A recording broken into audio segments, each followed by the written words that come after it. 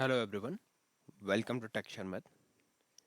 In this session, we will discuss about another data type for Cobol, which is implicit decimal data type.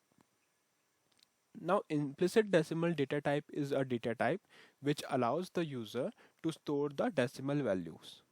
Okay, so whenever we are declaring any variable with implicit decimal data type, then in that variable we can store the decimal values as well.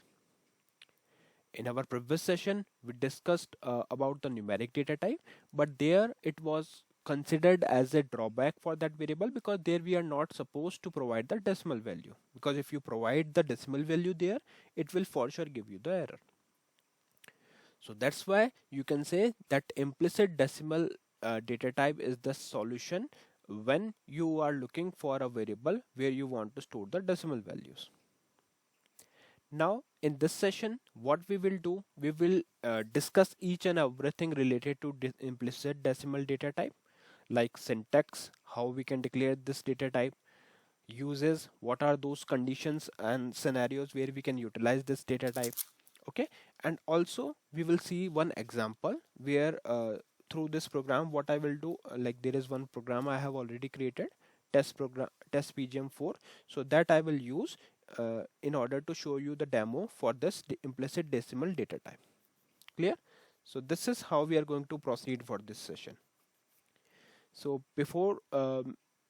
let's before we start with the implicit decimal, let me show you the last program which we used, numeric decimal data type, right? So this was the syntax. If you have not covered that session, then I request you to firstly go and check out this session, because this the implicit decimal data type would be much more easier for you if you know the numeric data type, because we are going to use some part of this picture clause also. Okay, fine. So let's start with the program discussion. So if I take this program in edit mode, so this is our program that we will use as a demo for explaining or for understanding the concept of implicit data type, implicit decimal data type. Clear? Fine. So here in this program, you can see firstly we are declaring the identification division, and in every program we are using this identification division. Okay. Now, just a moment, let me close the debug mode, because after discussing the program, we are going to use it. Okay. Yeah. So now if I take option 2 again, so this is the identification division, which is present in every program because this is the standard. And in this identification division, we are providing all the identity related details of the program. For example, on line number 2, we are using program ID, which is representing the program name, which is test pgm4. Then we are talking about the author, then author name is Tech Sharmit, and then if you would like to write the date written, then you can write here. Okay, you can see date written is 2024 4/12, which is 12th April of 2024. So now from this division itself, you are giving all the identity related information about the program. Fine. So now we will talk about the data division, because this is the main part for this session, where we are declaring the implicit decimal data type in Cobol. Okay. So what is data division? Data division is a division which we declare or which we use whenever we want to declare any data type in a Cobol program. Okay. So this data division contains the data related area, or you can say this is the area of a data. Fine. Now in this data division, there is one line on line number 11. We are writing like here, working storage section. Now what is working storage section? It is a section where we store all the variables that we are going to use in our program. So here you can see right now we are just declaring one variable, but you can declare all the variable that we are going to use in a program here in the working storage section of the data division. Fine. Now, if you focus on this line number 12, which is our main target for today's session, to understand this thing, how we can declare the implicit decimal data type in Cobol. So mainly every data variable declaration is divided into four parts. The first part is the level number. and this thing we have explained, we have discussed right in theoretical session. So if you have not covered that session, then I request you to go and check out the previous session first, then only we can continue with this. Okay, so this is the first part, which is the level number. Then we have data name, so this part is data name. Then comes picture clause, so this is our picture clause for this variable. And then this is the optional clause, which is value clause. Now to explain it in more detailed way, I have noted down some theoretical things for these part. Let me show you that. Yeah, so here you can see the first thing, the first part is 01, which is a level number. Now what is level number? Level number is here is your 01 is a level number that indicates the highest level in the data hierarchy. Okay, so it is indicating the highest level in the data hierarchy. It is used to define a top-notch level data item. Okay, for time being you can skip this part because let me remove it for you, because this thing we will discuss when we are going to discuss further examples. Okay, but for now you can just understand that yes, it is the highest level in the data hierarchy, 01, which is a level number. Then we will talk about the customer user ID. What is customer user ID? It is a data item, or you can say data name. So name of the data element. So it basically indicate what is the name of your variable. Then we have picture clause. Now what is picture clause? Picture clause defines the format of the data, like what type of data variable you are going to declare, what would be the length of that variable. So these all things comes under the picture clause. Here you can see in picture clause we have two part.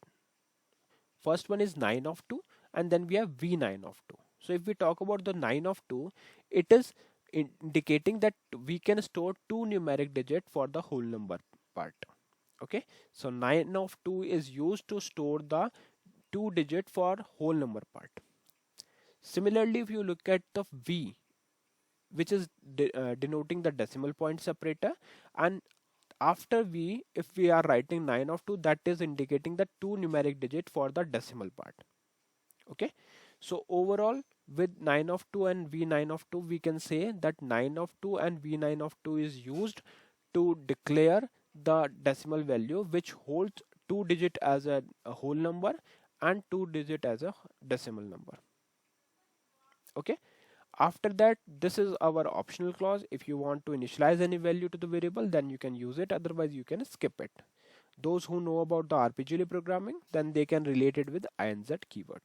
Okay, so this with this clause, what we are doing, we are initializing the value assigned to this data element, which is 44.22. Okay, fine. So these are the all theoretical related things related to the part that we declared here. I hope it is clear. So if I again explain you these things, then this is the level number, which is denoting the higher level of hierarchy. Then we have customer user ID, which is a data name. Then we have picture clause, which is indicating 9 of 2 means two digit for the numeric whole number, and v9 of 2 means a two digit for the decimal value. After that, we are using the value clause for storing the decimal values, which is 44.22. And later on we are using the procedure division. This procedure division is mainly used to declare all the logical part or to write all the logical things. So here we are using the command display, which is used to denote the customer ID, which is used to display the customer ID. And at last, on line number 16, we are using stop run, which will instruct the program to end. Clear? So yeah, this is the simplest program where we have declared the implicit decimal variable, and we have also stored the value 44.22 here. Now if I let me compile it with debug mode, with the source. So if I take 14 here, I will write dbg view, then star source.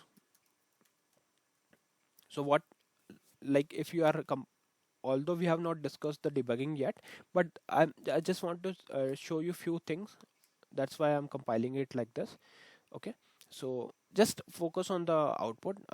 Like debugging thing we will discuss in later. Okay, so 14 dbg view star source, and then I'm compiling it. So it is compiled with source. Now if I call it directly, you will see it is providing the output as 444422, but there is no decimal point. Why? Because we are not using any COBOL specific compiler. But if you try the same code on let's say JDoodle online compiler for COBOL, then it will show you the decimal values also. Similarly, if you try to take this program in debug mode, then it will also allow you to uh, show the output. Let me show you. Okay. So for taking the program in debug mode, just a basic step, just write strdbg, take F4.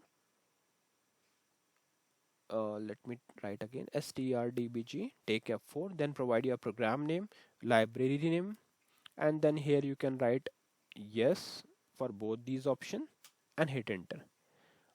After pressing enter, you can simply call it again.